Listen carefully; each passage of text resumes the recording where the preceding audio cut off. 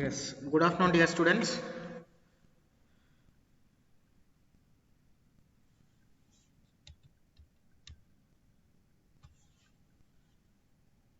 Am I audible to you?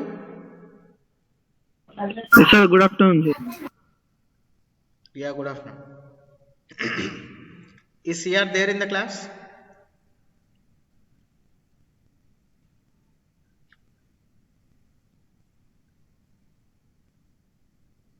CR, please respond. No, sir. Raleigh, sir. So, Shashi, Sir.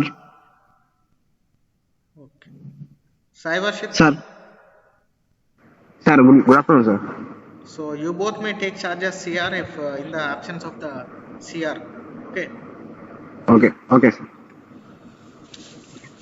So, how many are present today?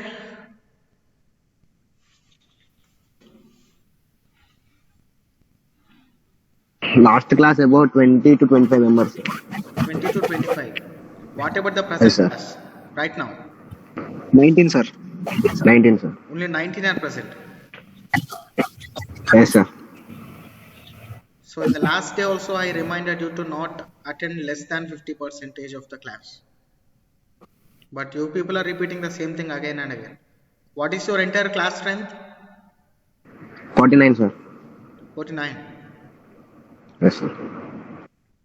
What about others? Why are they not attending the classes?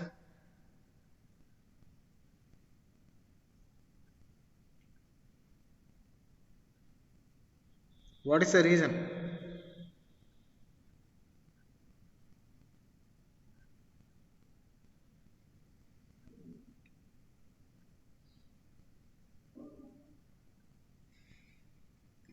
Varshit, Sir. do you have any idea that why are they not attending the classes regularly?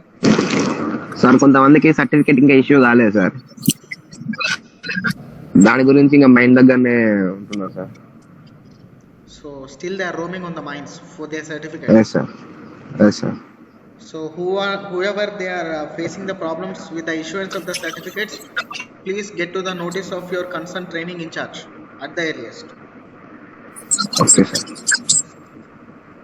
Okay sir Now I am here to teach you the mine legislation subject for your upcoming semester, and also I'll be dealing with the surface mining engineering subject also, open gas mining engineering subject.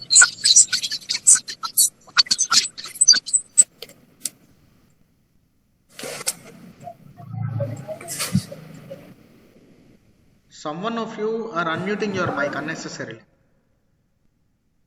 Pin number 54, Raja.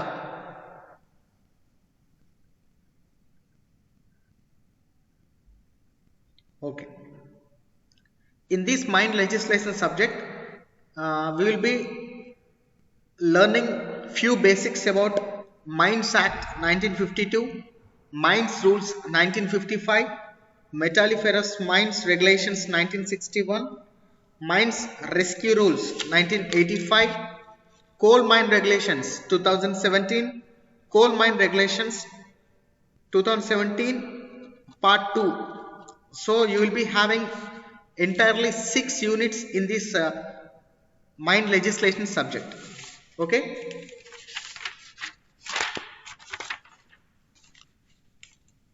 And from this subject you will be scoring 60 marks from the internals. They are mid 1, mid 2 and assessment. Each carries 20 marks, and overall 40 marks from semester end examination, and in total they are 100 marks for this mine legislation subject. And this is the elective subject. We have been elected this subject as your previous batches have also done very good job with this subject, and this is very important subject for each and every upcoming mining engineer to learn about what is mine legislation. So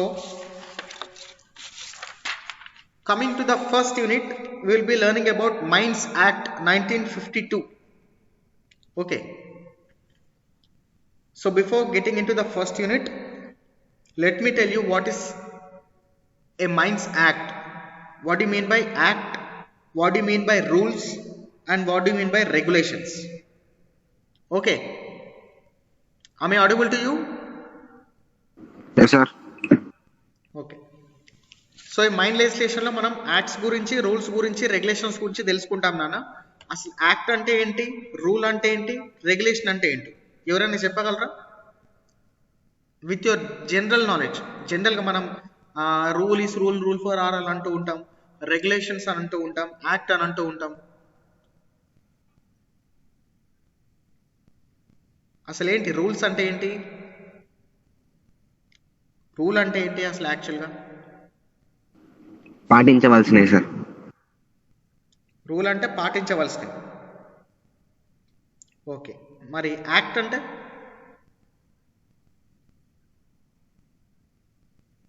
అంటే దానికి according గా act చేయడం sir. Regulation అంటే?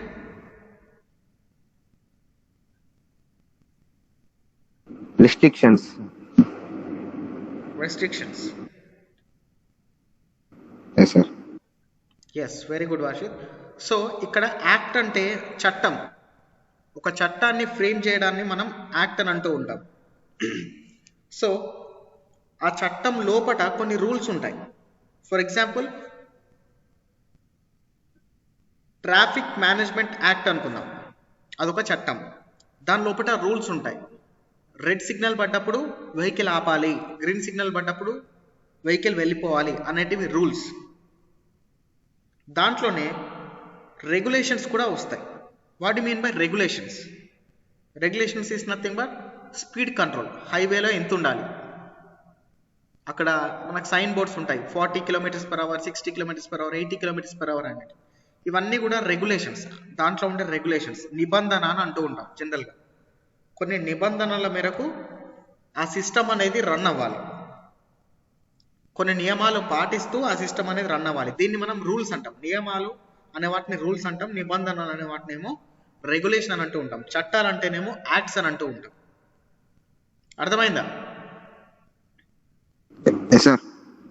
Okay, now coming to unit 1. Unit 1లో మనం mines act 1952. So 1952లో mines act అనే చట్టం అనేది ఫ్రేమ్ అవ్వబడింది. సో దీన్ని డీజేఎంఎస్ వాళ్ళు అమెండ్ చేసుకొని దీన్ని త్రూ అవుట్ ఇండియా అప్లికబుల్ చేసేస్తారు. ఈ మైన్స్ యాక్ట్ అనేది ఏదైతే ఉంటుందో,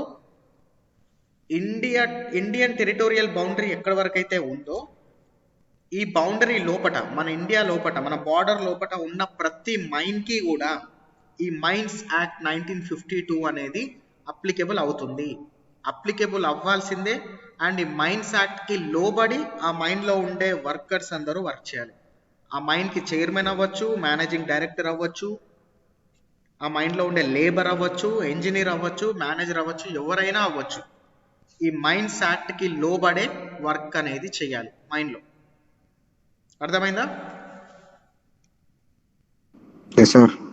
సో ఈ ఫస్ట్ యూనిట్లో మైన్స్ యాక్ట్ 1952 దీనికి సంబంధించిన పీడిఎఫ్ కూడా నేను మీకు షేర్ చేస్తాను ఇప్పుడే మీ వాట్సాప్ గ్రూప్లో.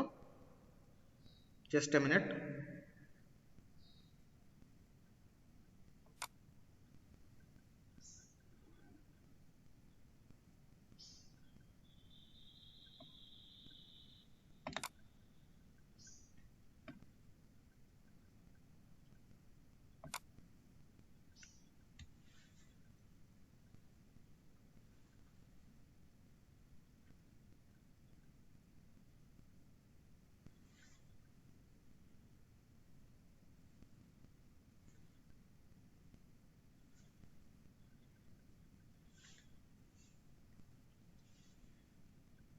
సో మీకు ఇప్పుడు మేము వాట్సాప్ గ్రూప్లో షేర్ చేశానండి. మైన్స్ యాక్ట్ 1952 యూనిట్ 1కి సంబంధించిన పీడిఎఫ్ ఫైల్ ఒకటి మీకు షేర్ చేశాను. వచ్చిందా? Yes sir. సో ఇప్పుడు మనం ఈ ఫస్ట్ యూనిట్లోకి వెళ్ళిపోదాం. Let me share the screen.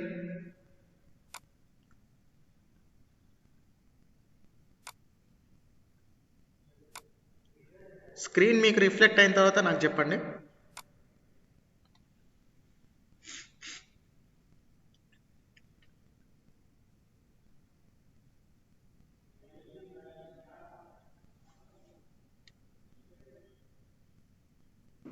Yes sir. కనబడుతుందా అండి screen? Yes sir. Everyone? Yes sir. Yes sir.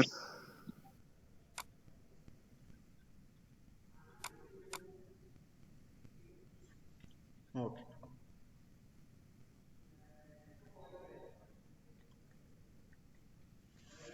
So ఈ ఫస్ట్ యూనిట్లో మీకు ఇచ్చిన సిలబస్లో యూనిట్ 1లో మైన్స్ యాక్ట్ 1952లో ఈ ఫస్ట్ యూనిట్లో మొత్తంగా డెఫినేషన్స్ గురించి అడిగాడు. అంటే వేరియస్ డెఫినేషన్స్ గురించి ఫస్ట్ యూనిట్లో will be discussing. So coming to those definitions, first definition is adult. Let me check it.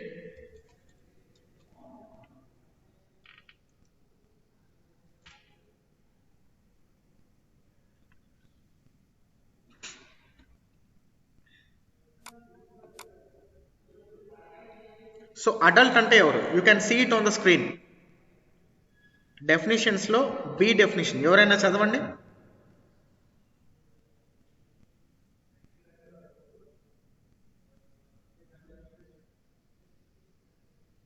Any one of you may read out. Adult means a person who has completed his or her 18th year, sir. So adult means a person who has completed his 18th year. అంటే దాని అర్థం ఏంటి? Mines act ప్రకారం ఎవరిని adult అని పిలుస్తాం మనం? 18+ వాళ్ళని. సో 18th ఇయర్ కంప్లీట్ అవ్వాలి. 18 సంవత్సరాలు నడిచే వాళ్ళని కూడా కాదు, 18th ఇయర్ కంప్లీట్ అయిన వాళ్ళని మనం ఏమంటాం? అడల్ట్ అని పిలుస్తూ ఉంటాం as per mines act. So మైన్స్లో పనిచేసే వర్కర్ ఎవరైనా సరే they must be an adult. For example ఇప్పుడు మీ క్లాస్లోనే చాలామంది మీ పేరెంట్స్ యొక్క జాబ్ తీసుకుంటున్నారు మెడికల్ అన్ఫిట్ బేసిస్ మీద, కంపాషనేట్ ఎంప్లాయ్మెంట్ మీద. మీ పేరెంట్స్ యొక్క జాబ్ మీకు వస్తుంది, అన్ఫిట్ అయితే మీ ఫాదర్స్ అన్ఫిట్ అయితే మీకు జాబ్ వస్తుంది. సో జాబ్ వచ్చినప్పుడు 18 years నిండక ముందే మిమ్మల్ని ట్రైనింగ్కి తీసుకుంటున్నారా మైండ్లో?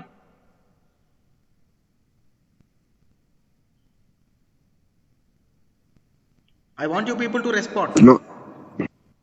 No sir. No sir. So ఖచ్చితంగా 18 years నిండిన తర్వాతే మీకు ఆ జాబ్ ఇవ్వడం అనేది జరుగుతూ ఉంటుంది.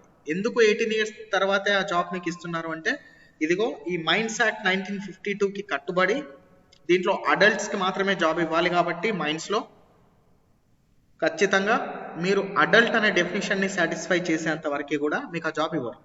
సో మీకు 18th year కంప్లీట్ అయిన తర్వాతే మీకు ఆ జాబ్ అనేది ఇవ్వడం జరుగుతూ ఉంటుంది. So this is one of the definition. When we will be going for next definition.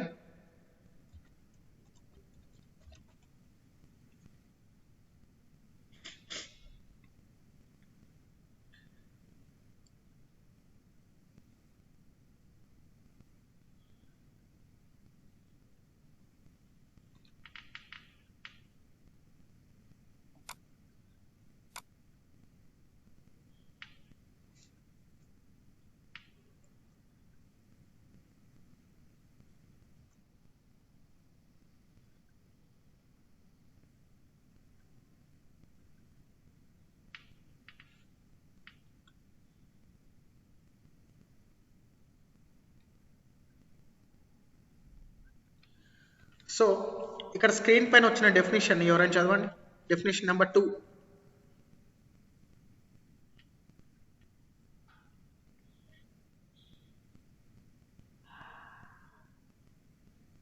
A person working or employed in or in connection with a mine is said to be working or employed. Yes, a person working or employed in or in connection with a mine is said to be working or employed. So ఎవరైనా ఒక వ్యక్తి మైన్లో పనిచేసే వాళ్ళు లేదా మైన్లో జరిగే ఆపరేషన్స్తో సంబంధం కలిగి ఉన్న వాళ్ళు మైన్లో ఎవరైనా పనిచేస్తే అతన్ని మనం హీస్ ఎంప్లాయిడ్ అని అంటాం. ఓకే,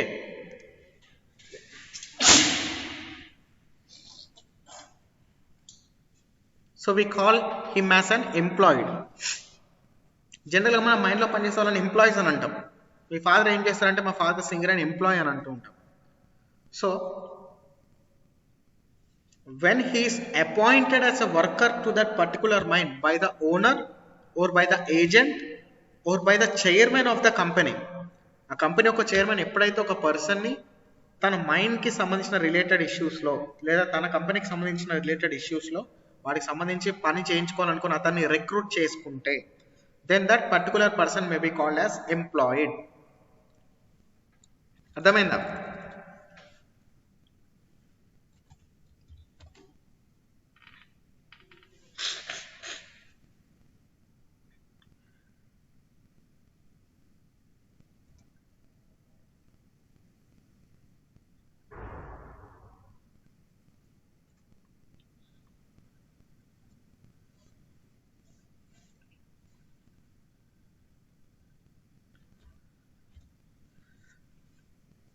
సో నెక్స్ట్ డెఫినేషన్ వచ్చేసి relay and shift. So anyone read out the definition which I am highlighting on the screen now.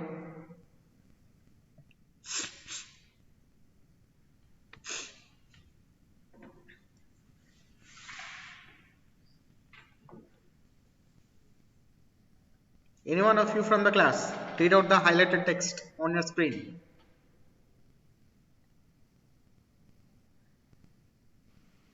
Where work of the same kind is carried out by two or more set of persons during different periods of day, each of such set is called a relay and each of such period is called shift.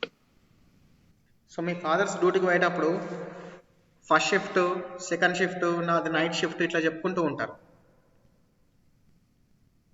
Me ఫాదర్ది second shift అని నువ్వు ఎట్లా చెప్తావు? చెప్పగలరు ఎవరైనా? Second shift అని ఎట్లా చెప్పగలిగినావు? Night shift అని ఎట్లా చెప్పగలిగినావు?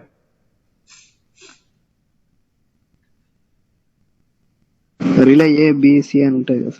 అది కాదు, నేను షిఫ్ట్ గురించి మాత్రం అడుగుతున్నాను. జనరల్గా ఇక్కడున్న సబ్జెక్ట్ కాదు. మా ఫాదర్ సెకండ్ షిఫ్ట్ పోయింది సార్, నైట్ షిఫ్ట్ పోయింది ఇట్లా చెప్తా ఉంటారు కదా, ఎట్లా చెప్పగలిగినావు? మీ ఫాదర్ టైమింగ్ ఎట్లా చెప్పావు? Timing timing exactly. సో ఇక్కడ ఏంటంటే సెకండ్ షిఫ్ట్ వెళ్ళిండు. సెకండ్ షిఫ్ట్ వెళ్ళిండంటే ఏంటి? మధ్యాహ్నం 2 o'clock వెళ్ళి నైట్ 10కో 11కో వస్తున్నాడు. సో ఈ టైం పీరియడ్ ఏదైతే ఉందో దీన్ని ఒక షిఫ్ట్గా పిలిచినాం మనం.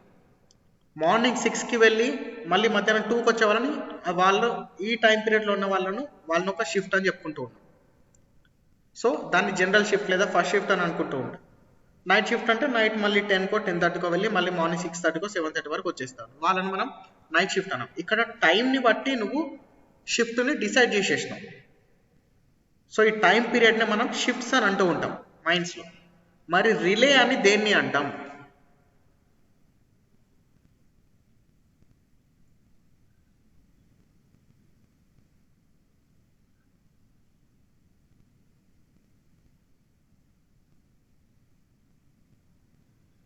Set of persons, sir.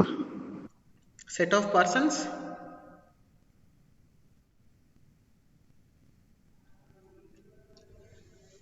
So first షిఫ్ట్లో మనకి ఒక 1000 మంది ఉంటారు, సెకండ్ షిఫ్ట్లో 1500 మంది ఉంటారు, మళ్ళీ నైట్ షిఫ్ట్లో కూడా మళ్ళీ 1000 మంది ఉంటారు.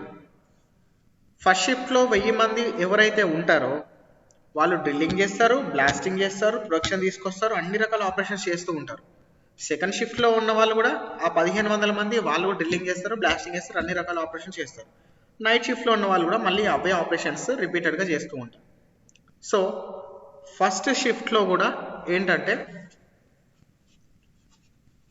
ఆ సెట్ ఆఫ్ పర్సన్స్ ఎవరైతే ఉన్నారో 1000 మంది ఒక సెట్ ఆఫ్ పర్సన్స్ అనుకుంటే వాళ్ళు చేసే వర్క్ ఏదైతే ఉందో సేమ్ అదే వర్క్ని సెకండ్ షిఫ్ట్ వాళ్ళు కూడా చేస్తూ ఉంటారు. So this set of persons ఆ టైం పీరియడ్లో చేసే పీరియడ్ ఏదైతే ఉంటుందో ఆ సెట్ ఆఫ్ పర్సన్స్ని లేదా ఆ సెట్ని ఏమంటారంటే రిలే అంటారు. ఒక రిలే, ఒక కంప్లీట్ రిలే అని అంటూ ఉంటారు. అంటే అందులో సాఫ్ట్వేరర్స్ ఉంటారు, డ్రిల్లింగ్ చేసే వాళ్ళు ఉంటారు, ప్రొడక్షన్ తీసే వాళ్ళు ఉంటారు, ఓవర్మెన్స్ ఉంటారు, మేనేజర్స్ ఉంటారు, వాళ్ళు చేసే పనులు అన్నీ చేస్తూ ఉంటారు. వీళ్ళందరినీ కలిపి ఒక సెట్ అనుకుంటారు. ఆ సెట్ ఆఫ్ పర్సన్స్ ఎవరైతే ఉన్నారో ఆ సెట్ని మనం రిలే అని అంటూ ఉంటాం. అర్థమైందా? రిలే అంటే ఏంటో, షిఫ్ట్ అంటే ఏంటో? Yes, sir. Okay. So next definition వచ్చేసి qualified medical practitioner. Qualified medical practitioner as per mines act ఎవరు?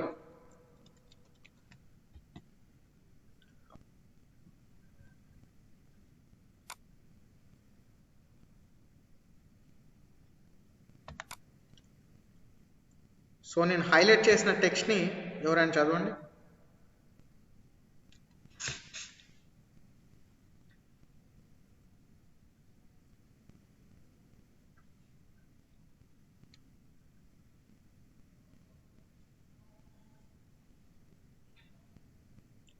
Are you able to see the screen which I am sharing to you? Yes, sir. చదవండి.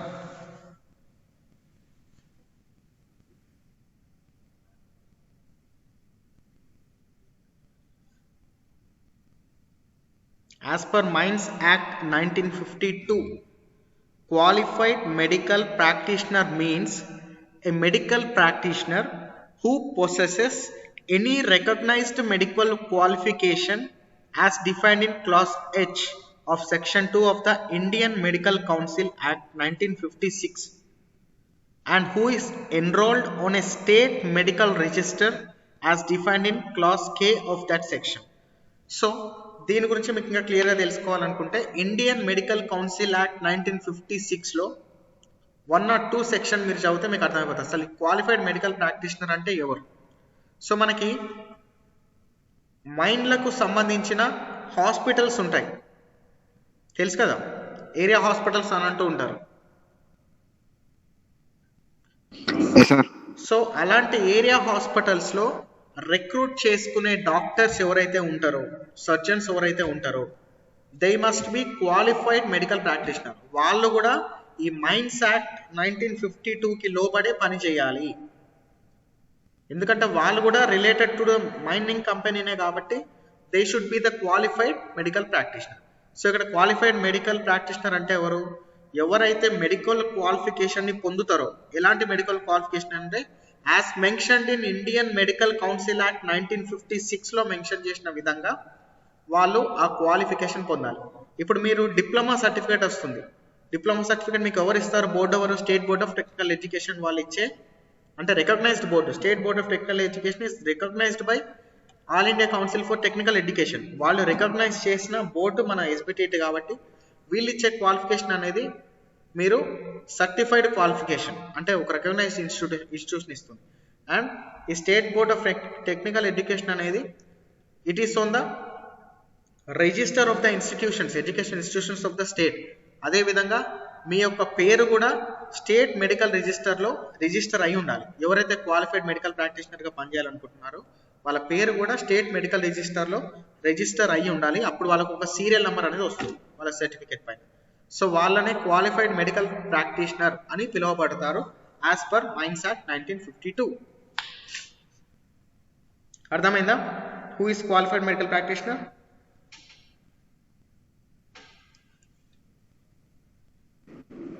Recognised medical qualification ఉన్నాడు. Yes. So next definition వచ్చేసి reportable injury. చాలా important definitions అండి ఇప్పుడు నేను చెప్పబోయే రెండు డెఫినేషన్స్ కూడా. So first one is reportable injury. What you mean by reportable injury? ఎవరైనా చదవండి స్క్రీన్ పైన.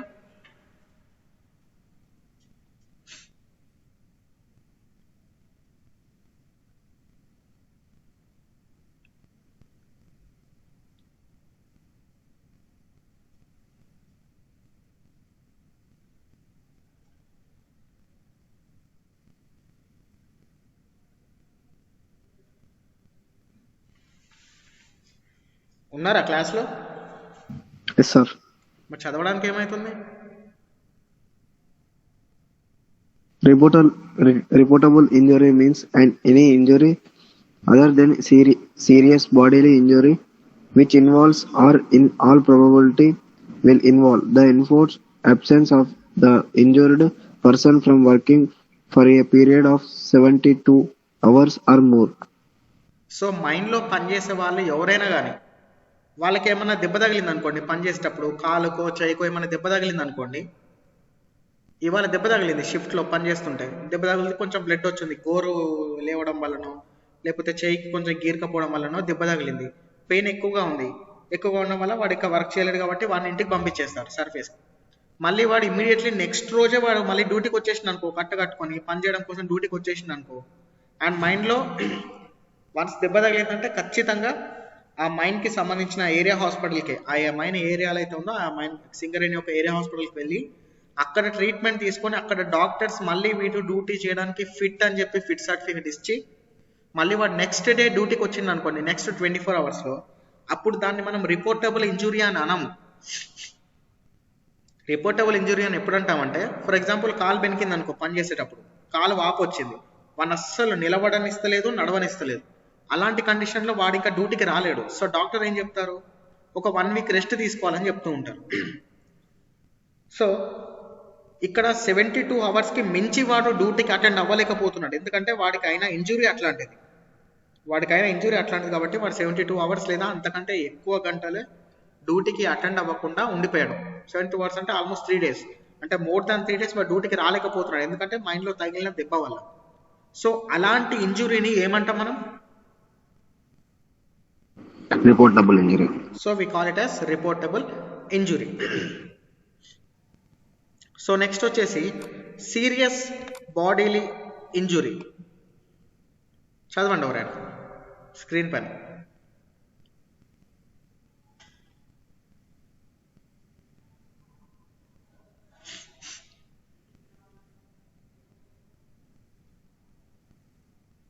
సీరియస్ బాడీలీ ఇంజురీ అంటే ఏంటో చదవండి, మీ స్క్రీన్స్ పైన కనబడేదే చదవండి, హైలైట్ అయిపోయిన టెక్స్ట్.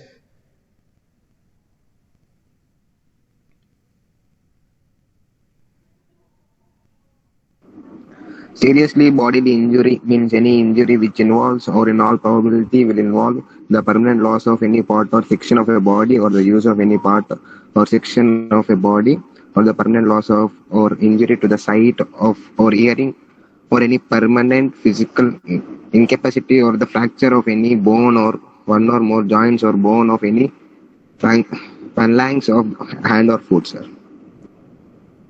సో రిపోర్టబుల్ ఇంజురీ అంటేనేమో 72 గంటలకు మించి దెబ్బ తగిలిన వాడు డ్యూటీకి రాకపోతే దాన్ని మనం రిపోర్టబుల్ ఇంజురీ అని అంటాం. సీరియస్ బాడీలీ ఇంజురీ అంటే ఏంటంటే, మైండ్లో పనిచేసే వర్కర్ ఎవరైతే ఉన్నారో వర్క్ చేసేటప్పుడు వాడి చేయి కంప్లీట్గా తెగిపోయి పడిపోతే, లేకపోతే చేతి వేళ్ళు, ఫ్యాలెంజెస్ అంటే వేళ్ళు ఏమైనా తెగి పడిపోయి ఉంటే, అంటే పర్మనెంట్ లాస్ అన్నట్టుగా. కంటి చూపు కోల్పోవడం, బ్లాస్టింగ్ ఆపరేషన్ జరిగినప్పుడు, మిస్ఫైర్ జరిగినప్పుడు ఇలాంటి ఎక్కువ జరుగుతూ ఉంటాయి. కంటి చూపు పర్మనెంట్గా కోల్పోతూ ఉంటారు బ్లాస్టింగ్ వల్ల, మిస్ఫైర్ వల్ల. And hearing, complete loss of hearing, దీన్ని సీరియస్ బాడీలీ ఇంజురీ కింద ట్రీట్ చేస్తూ ఉంటారు.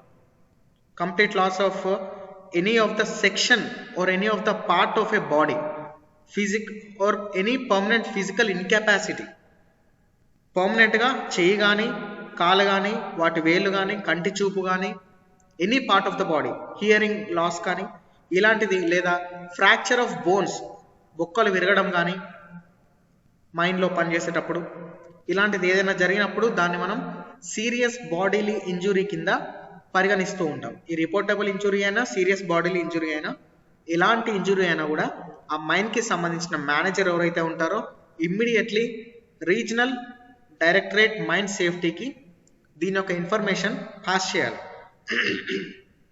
వెంటనే మా మైండ్లో ఒక రిపోర్టబుల్ ఇంజురీ అయింది, దానికి కాజెస్ ఇవి, మా మైండ్లో ఒక సీరియస్ బాడీలీ ఇంజురీ అయింది, దాని కాజెస్ ఇవి అని చెప్పేసి ఎంక్వైరీ చేసి దాని రిపోర్ట్ని పంపించాలన్నమాట డైరెక్టరేట్ ఆఫ్ మైండ్ సేఫ్టీకి. అర్థమైందా? Serious bodily injury, reportable injury అంటే ఏంటో. Yes sir. ఓకే.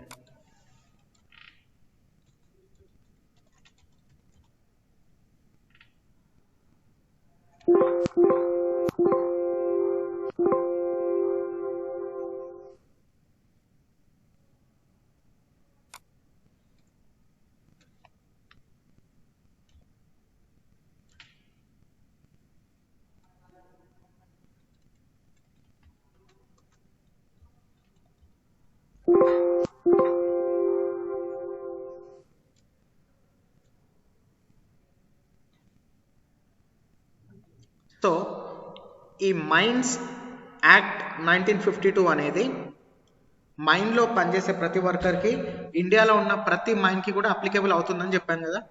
కొన్ని కేసెస్లో ఈ మైన్స్ యాక్ట్ 1952 అనేది అస్సలు అప్లికేబుల్ అవ్వదు. అది ఎలాంటి కేసెస్లో అప్లికేబుల్ అవ్వదో ఒకసారి చూద్దాం.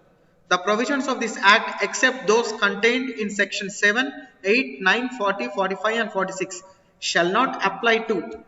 ఎలాంటి కండిషన్లో అప్లై అవ్వదో చూద్దాం. Any mine or part thereof in which excavation is being made for prospecting purposes only and not for the purpose of obtaining minerals for use or sale. So ఎక్కడైనా మనం భూమి కింద ఉన్న ఖనిజాల కోసం వెతుకుతూ ఉంటాం కదా, ప్రాస్పెక్టింగ్ అంటాం వెతకడానికి.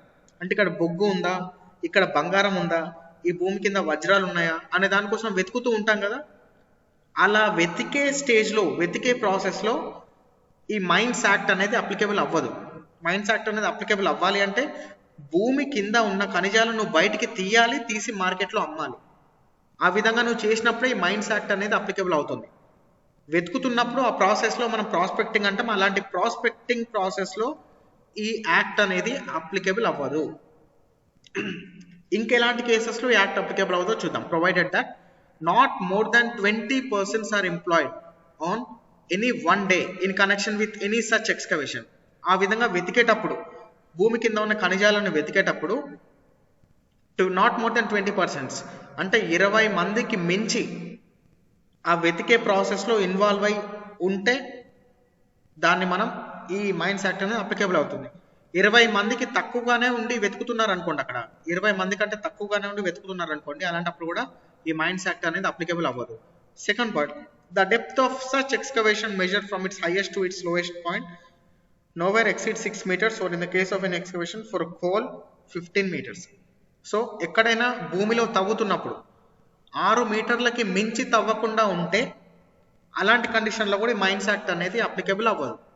ఒకవేళ ఆ విధంగా ఖనిజాల కోసం వెతికేటప్పుడు 6 మీటర్స్కి మించి తవ్వకపోతే అది మైన్స్ యాక్ట్ అనేది అప్లికేబుల్ అవ్వదు. ఒకవేళ కింద బొగ్గు ఉంది అనుకోండి, బొగ్గు ఉన్నప్పుడు ఆ బొగ్గు అనేది పైన ఉన్నప్పుడు ఆ బొగ్గును తవ్వుతూ నువ్వు వెళ్తున్నప్పుడు 15 మీటర్స్కి లోపే నువ్వు తవ్వినావు అనుకో, అప్పుడు కూడా ఈ మైన్స్ యాక్ట్ అనేది అప్లికేబుల్ కాదు. 15 మీటర్స్కి మించి డెప్త్కి నువ్వు కనుక డిగ్గింగ్ చేసుకుంటూ కిందికి వెళ్తే 15 మీటర్స్ ఎక్సీడ్ అయితే, కోల్ అయితేనేమో 15 మీటర్స్ ఎక్సీడ్ అయితే నామినల్గా ఎర్త్ అనుకోండి 6 మీటర్స్కి మించి ఎక్సీడ్ అయితే మనకి మైన్స్ యాక్ట్ అనేది అప్లికేబుల్ అవుతుంది. ఒకవేళ ఎర్త్ అనేది 6 మీటర్స్ కంటే తక్కువ తవ్వినా ఈ యాక్ట్ అనేది అప్లికేబుల్ అవ్వదు.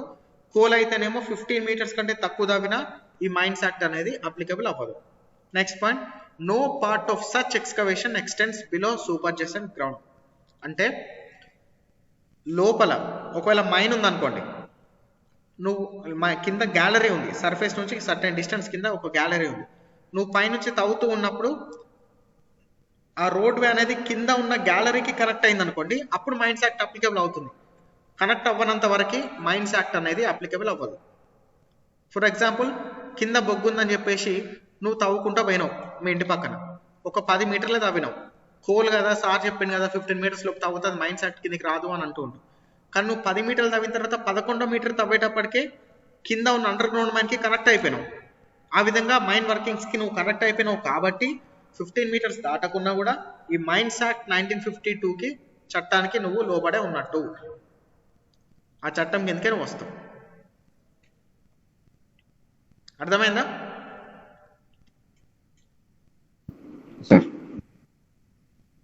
Next, any mine engaged in the extraction of kankar. బయట కంకర్ ఉంటుంది కదా, గుట్టలు పగలు కొట్టి కంకర్ తయారు చేస్తూ ఉంటారు. కంకర్ లేదా మర్రం లేదా లాటరైట్ అంటే బయట ఎర్రమట్టి తీస్తూ ఉంటారు, లేదా boulders, gravel, shingle, ordinary sand ఇసుక తీయడం, ordinary clay, building stone, road metal, earth, fuller's and lime stone. Provide that the workings do not extend below superjacent ground. అంటే సర్ఫేస్కి పైన, ఇప్పుడు గుట్టలు అనేటివి మన సర్ఫేస్ పైనే ఉంటాయి కదా, గుట్టలు అనేటివి అండర్ గ్రౌండ్లో ఉండవు కదా, సర్ఫేస్ పైన ఉన్న వాటిని మనం ఎక్స్ట్రాక్ట్ చేసేటప్పుడు కూడా ఏది ఇలాంటి చిన్న చిన్న మినరల్స్ కోసం కంకర్ కానీ, మొరం కానీ, పౌల్డర్స్ కానీ, బండలు కానీ, తర్వాత ఎర్రమట్టి కానీ, ఇలాంటివి తీసేటప్పుడు మనకి మైన్స్ యాక్ట్ అనేది అప్లికబుల్ కాదు. ఎప్పుడు అప్లికబుల్ కాదు అంటే the workings do not extend below superjacent ground, అంటే మళ్ళీ కింద ఉన్న గ్రౌండ్కి ఎక్స్టెండ్ అవ్వకుండా పోవద్దు, కింద ఉన్న మైన్కి మనం చేసే వర్కింగ్స్ అనేది ఎక్స్టెండ్ అవ్వకుండా పోవద్దు. అలా పోయిందంటే ఖచ్చితంగా మైన్స్ యాక్ట్ అనేది అప్లికబుల్ అవుతుంది. ఇలాంటి కండిషన్లో మాత్రం అప్లికబుల్ అవ్వదు. Where it is an open cast working, the depth of the excavation measured from its highest to its lowest nowhere exceed 6 meters. ఒకవేళ ఓపెన్ కాస్ట్ మైన్ అయినప్పటికీ కూడా ఆ మైన్ యొక్క డెప్త్ అనేది 6 meters లోపే ఉందనుకోండి, 6 మీటర్లకి లోపే ఉందనుకోండి ఆ మైన్ యొక్క డెప్త్ అనేది, అప్పుడు కూడా ఈ మైన్స్ యాక్ట్ 1952 అనేది అప్లికబుల్ అవ్వదు. అలాంటి ఓపెన్ కాస్ట్ మైనింగ్లో the number of persons employed on any one day does not exceed 50. అలాంటి 6 మీటర్లకి తక్కువగానే డెప్త్ ఉన్న ఓపెన్ కాస్ట్ మైన్లో 50 మంది కంటే తక్కువ మందే వర్క్ చేస్తున్నారు అనుకోండి అట్ ఏ టైం, అంటే ఒక రోజులో 8 గంటల షిఫ్ట్లో 50 మంది కంటే తక్కువ మందే పనిచేస్తున్నారు అనుకోండి ఆ ప్లేస్లో, అప్పుడు కూడా ఈ మైన్స్ యాక్ట్ 1952 అనేది అప్లికబుల్ అవ్వదు. తర్వాత explosives are not used in connection with the excavation. అలాంటి ఎక్స్కవేషన్ చేసేటప్పుడు ఎక్స్ప్లోజివ్స్ ఏమీ వాడకుండా ఉన్నప్పుడు కూడా ఈ మైన్స్ యాక్ట్ అనేది అప్లికబుల్ అవ్వదు. ఒకవేళ ఎక్స్ప్లోజివ్స్ వాడారనుకోండి, కింద ఏమైనా రాళ్ళు వచ్చి దాన్ని పగలగొట్టాలి అనుకున్నప్పుడు ఖచ్చితంగా మైన్స్ యాక్ట్ అనేది అప్లికబుల్ అవుతుంది. ఎక్స్ప్లోజివ్ వాడకపోతే మైన్స్ యాక్ట్ అనేది అప్లికబుల్ అవ్వదు. మనకి పెద్ద పెద్ద ప్రాజెక్ట్స్ కూడా కడుతున్నారు, సివిల్ ప్రాజెక్ట్స్ లైక్ డ్యామ్స్ కడుతున్నారు, కాళేశ్వరం ప్రాజెక్ట్ ఉంది. అలాంటి ప్రాజెక్ట్ కట్టేటప్పుడు ఆల్మోస్ట్ ఆల్ 15 to 20 meters కింద నుంచి వాళ్ళు టన్నల్ వేసుకుంటూ వెళ్ళారు. 15 to 20 meters కింద బండ ఉంటే దాన్ని బ్లాస్టింగ్ కూడా చేశారు. అలాంటి కండిషన్లో 6 meters ఎక్సీడ్ అయింది. At the same time blasting operations, explosive use చేసి బ్లాస్టింగ్ చేశారు కాబట్టి అక్కడ కూడా ఈ మైనింగ్ రెగ్యులేషన్స్ అనేవి అప్లికబుల్ అవుతాయి. మైన్స్ యాక్ట్ 1952 కిందనే దానికి లోబడి అక్కడ పనిచేసే వర్కర్స్ అనే వాళ్ళు వర్కింగ్ చేయాలి ఖచ్చితంగా.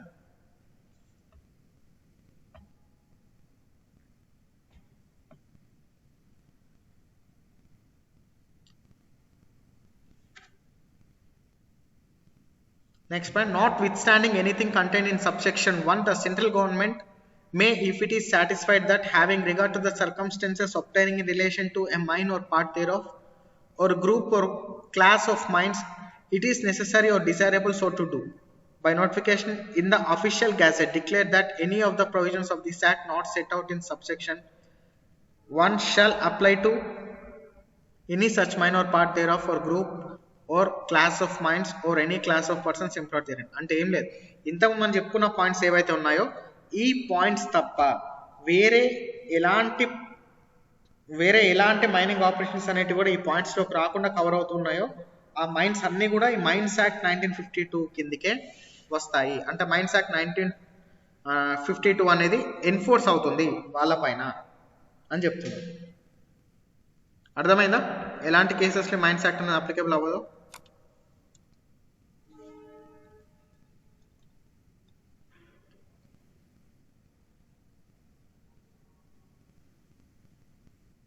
ఉన్నారా క్లాస్లో? Yes, sir.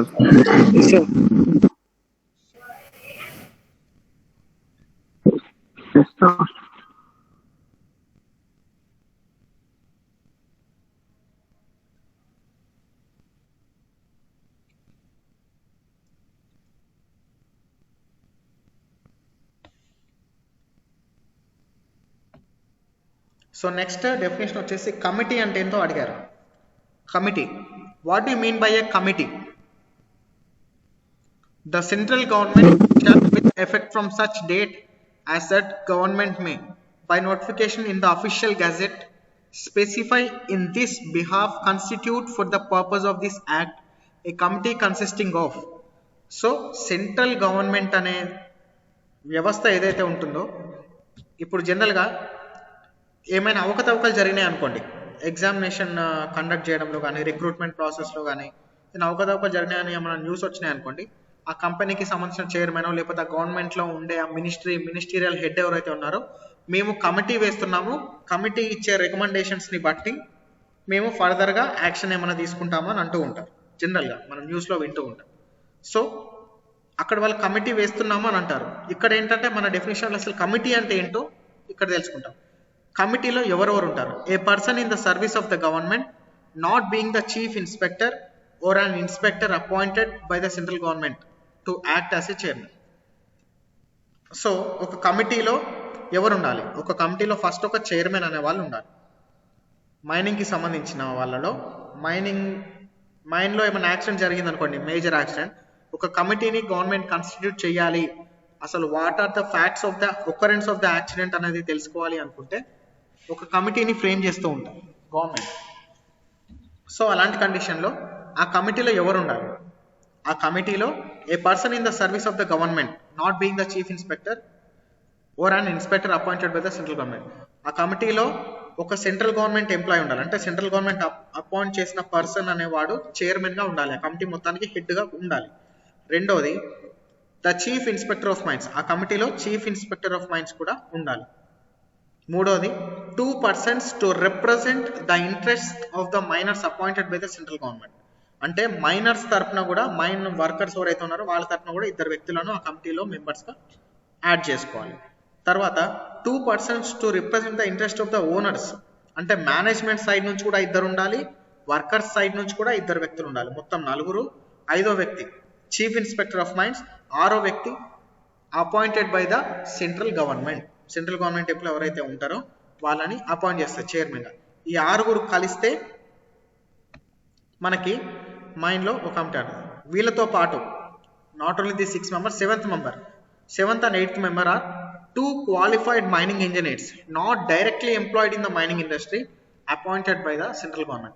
2 క్వాలిఫైడ్ మైనింగ్ ఇంజనీర్స్ని కూడా ఈ సెంట్రల్ గవర్నమెంట్ ఏం చేస్తుంది, వాళ్ళని కూడా ఈ కమిటీలో మెంబర్స్గా తీసుకుంటుంది అన్నట్టు. వీళ్ళందరూ కలిపి 8 మంది కలిపి మనకి ఒక కమిటీ కింద ట్రీట్ చేసుకుంటాం. దేంట్లో మైన్స్ యాక్ట్ 1952లో ఒక కమిటీ కింద ట్రీట్ చేయాలంటే వీళ్ళందరూ ఉండాలి. 2 క్వాలిఫైడ్ మైనింగ్ ఇంజనీర్స్ ఉండాలి, 2 persons from management side, 2 persons from worker side, 1 chief inspector and 1 chairman appointed by the central government. వీళ్ళందరూ 8 మంది ఒక గ్రూప్గా ఫామ్ అయినప్పుడు దాన్ని మనం ఒక కమిటీ అని అంటూ ఉంటాం. అండ్ ఆ కమిటీ కూడా అఫీషియల్గా సెంట్రల్ గవర్నమెంట్ ఫామ్ చేస్తుంది ఏమన్నా మైన్స్లో యాక్సిడెంట్స్ జరిగితే. అర్థమైంది ఒక కమిటీ అంటే ఏంటో?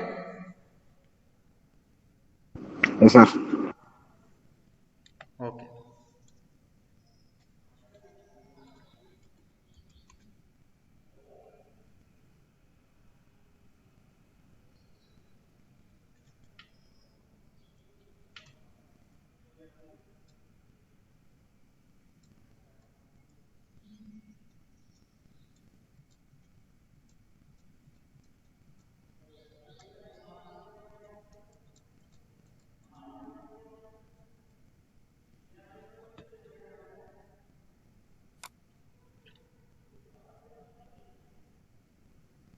సో నెక్స్ట్ డెఫినేషన్ వచ్చేసి notice of the accidents.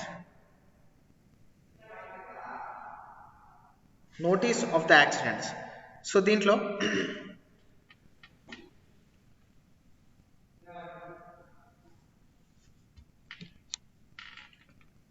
whenever there occurs in or about a mine an accident causing loss of life or serious bodily injury, or an explosion, ignition, spontaneous heating, outbreak of fire or eruption, or inrush of water or other liquid matter, or an influx of inflammable or noxious gases, or a break of ropes, chains or other gear by which persons or materials are lowered or raised in a shaft or an incline, or an overwinding of cages or other means of conveyance in any shaft while persons or materials are being lowered or raised, or a premature collapse of any part of working or any other accident which may be prescribed.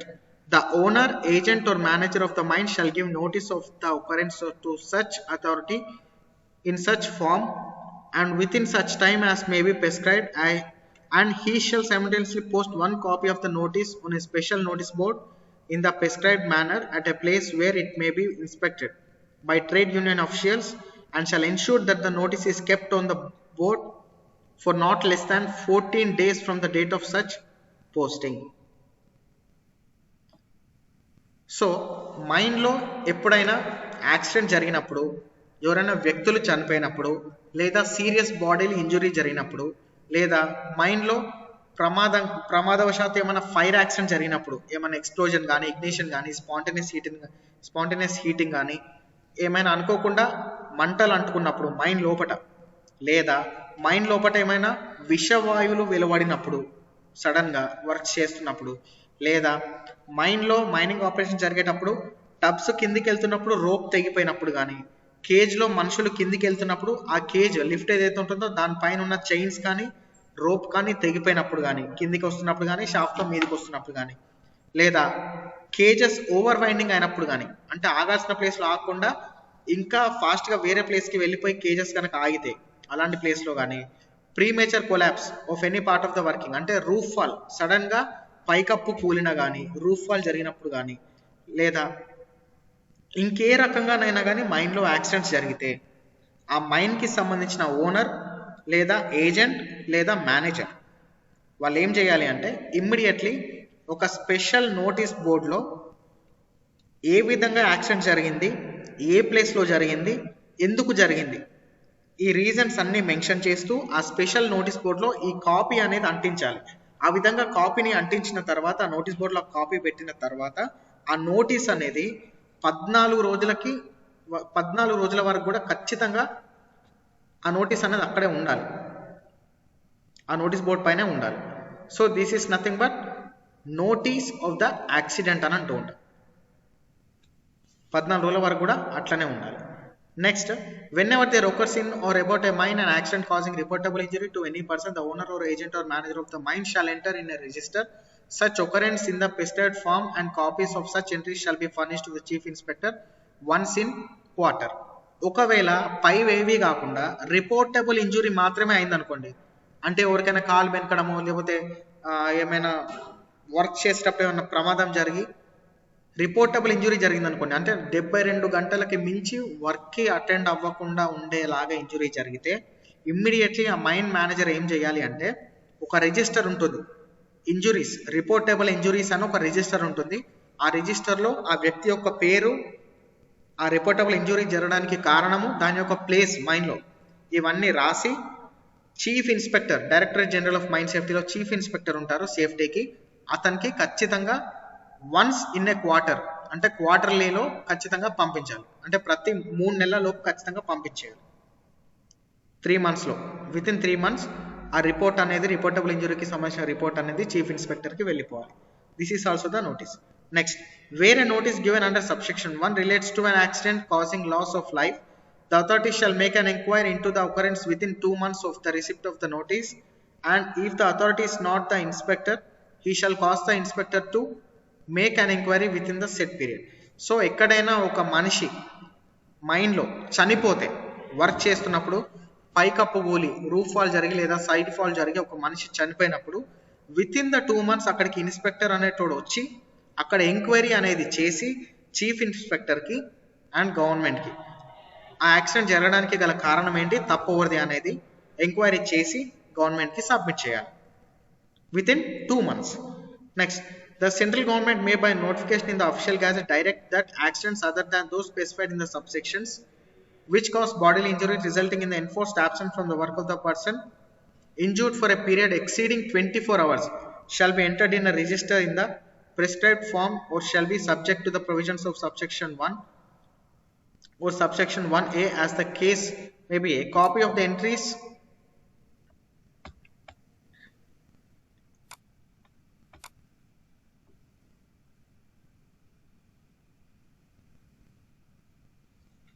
copy of the entries in the register offered to in subsection shall be sent by the owner, agent or manager of the mine on or before the 20th day of January in the year following that to which the entries relate to the chief inspector. So ఇక్కడ ఏమంటానంటే, ఎవరికైనా ఒక మనిషి మైన్లో పనిచేసే అతనికి ఏమైనా accident జరిగినా, ఏమైనా ఇంజురీ జరిగినా, ఆ ఇంజురీ ఏ విధంగా ఉంటుందంటే 24 గంటలకి మించి ఆ మైన్లో ఇంజురీ అయిన పర్సన్ అనేటోడు వర్క్కి అటెండ్ అవ్వకుండా యాబ్సెంట్ అయి ఉంటే మోర్ దాన్ 24 hours ఇమ్మీడియట్లీ ఒక రిజిస్టర్లో రాసి ప్రతి సంవత్సరం జనవరి 20వ తారీఖు లోపే చీఫ్ ఇన్స్పెక్టర్కి వెళ్ళిపోవాలి. ఆ డీటెయిల్స్ అన్నీ కూడా, ఆ సంవత్సరంలో జరిగిన అన్నీ కూడా, ఇప్పుడు 2021 జనవరి టు డిసెంబర్ జరిగిన యాక్సిడెంట్స్ అన్నీ కూడా 2022 జనవరి 20th లోపే, అంటే నెక్స్ట్ ప్రిసీడింగ్ ఇయర్ 20 రోజులు దాటక ముందే ఈ రిపోర్ట్ మొత్తం, ఈ రిజిస్టర్ మొత్తం కూడా చీఫ్ ఇన్స్పెక్టర్ నోటీస్లోకి వెళ్ళిపోవాలి. ఆ విధంగా పంపించకపోతే మైన్కి సంబంధించిన మేనేజర్, ఏజెంట్ అండ్ ఓనర్ వాళ్ళపైన సివియర్ యాక్షన్ తీసుకుంటారు గవర్నమెంట్ అఫీషియల్స్. ఇవన్నీ కూడా మైన్స్ యాక్ట్లోనే ఉంటాయి మనకి.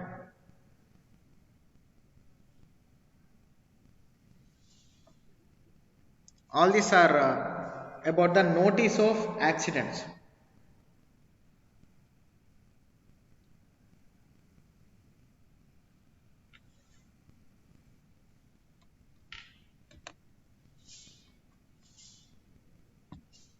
అర్థమైందా అండి? Yes, sir.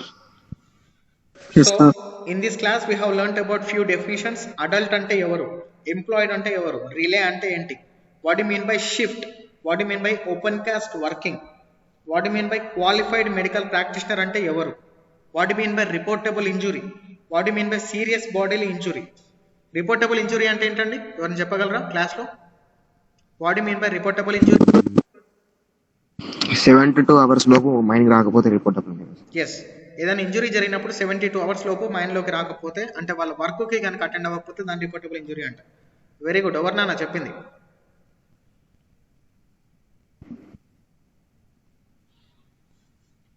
నేనే సార్ చెప్పింది. Answer Sai Varshith sir. Okay, very good. Next, serious bodily injury అంటే ఏంటి? ఎవరైనా చెప్పగలరా? Any fracture most part of the body sir. ఏంటండి? Fracture or lost part. Yes, fracture of bones కావచ్చు, permanent loss of any part of the body, దీన్ని మనం serious bodily injury అని చెప్పొచ్చు. Very good. And can anyone define me what is a relay?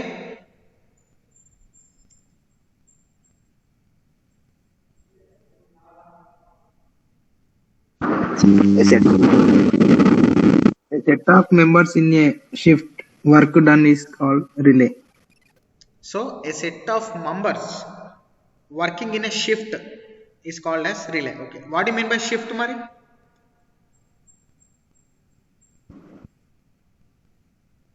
It is a time period. Yes, it is a time period where the set of members work collectively to achieve a common goal is called as shift. Very good. CR, Varshith ఎంతమంది ఉన్నారు క్లాస్లో ఇప్పుడు? Sir 20 sir. 20 members ఉన్నారా? 19 sir. 19. And send those attendance to your class teacher, to your concern class teacher. ఇది long screen shot కొట్టేసి పంపి, Google meet లో ఉంటుంది కదా డీటెయిల్స్. ఓకేనా? So any doubts in today's class regarding Mines Act 1952 definitions? Sir చెప్పు.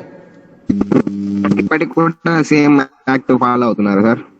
ఇప్పటికి కూడా అవే యాక్ట్స్ ఫాలో అవుతున్నారు. అంటే నెసెసిటీని బట్టి ఇప్పుడు అదే యాక్ట్ ఖచ్చితంగా ఫాలో అవ్వాలి. ఇప్పుడు కోల్ మైన్ రెగ్యులేషన్స్ ఉంది, 1955 ఉంది ఇంతకు ముందు.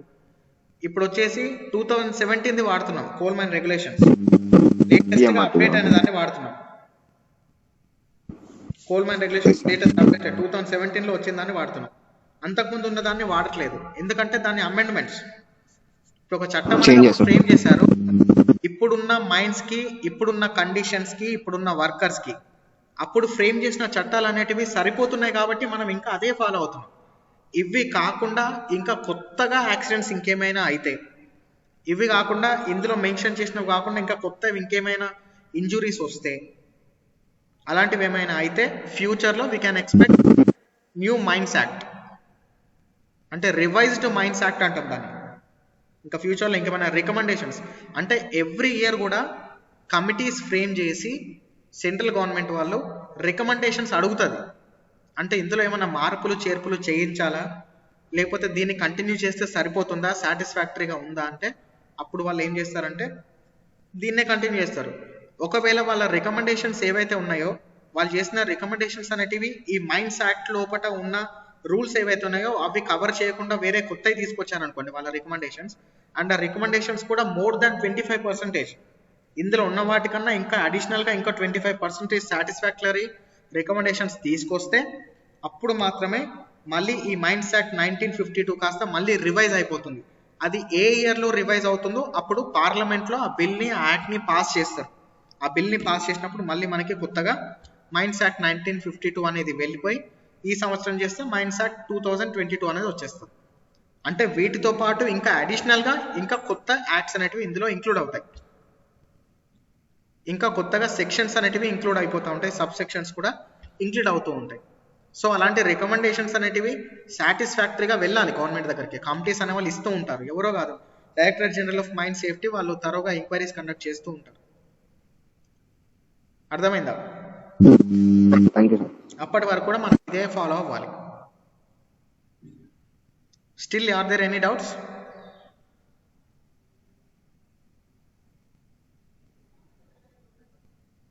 ఇంకేమైనా డౌట్స్ ఉన్నాయండి? No, sir. Okay then, thank you.